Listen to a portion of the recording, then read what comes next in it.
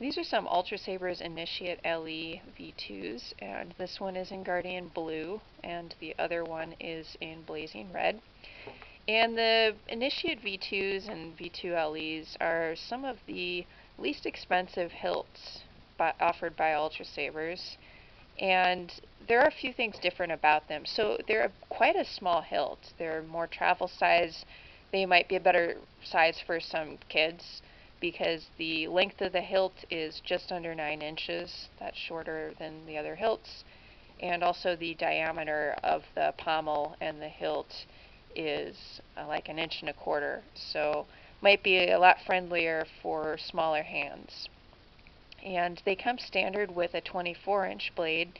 You can upgrade to a longer blade if you'd like. It costs additional money. And that goes for all of the Initiate and Apprentice models by Ultrasabers. They come standard with the 24-inch blade, and if you want a longer blade, you do have to pay more.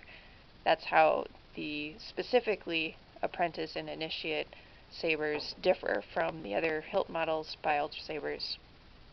Another thing to consider is, since this is a smaller diameter, these are not MHS compatible pommels, so that limits your options a lot if you want to change the pommel. Well, you really don't have many options at all. Unlike a lot of the other Ultrasabers hilts, like here's an Initiate V4, and this has an MHS compatible pommel.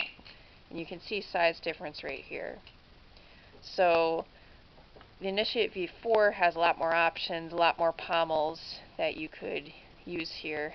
Initiate V2, not so much, and you do also need to get a coupler specific to the V2 models. Ultrasabers does sell those, but you can't use your MHS or MHS compatible coupler as well. So yeah, the V2s are kind of in their own category, but one of their main benefits is just they are smaller, so they can work, more for some smaller kids, and they're kind of more portable that way. Those are some of the main benefits. And then the design itself, well, the design is a little more flat, like, again, to compare to an Initiate V4, a lot more rounded elements to it, and the V2's just quite a bit more flat, but it does have some of these grooves going on too, and looks a little more like a flashlight, like usually when people are talking about lightsabers, they don't mean that in a very flattering way. If you call a lightsaber, you say it looks like a flashlight, but they kind of do.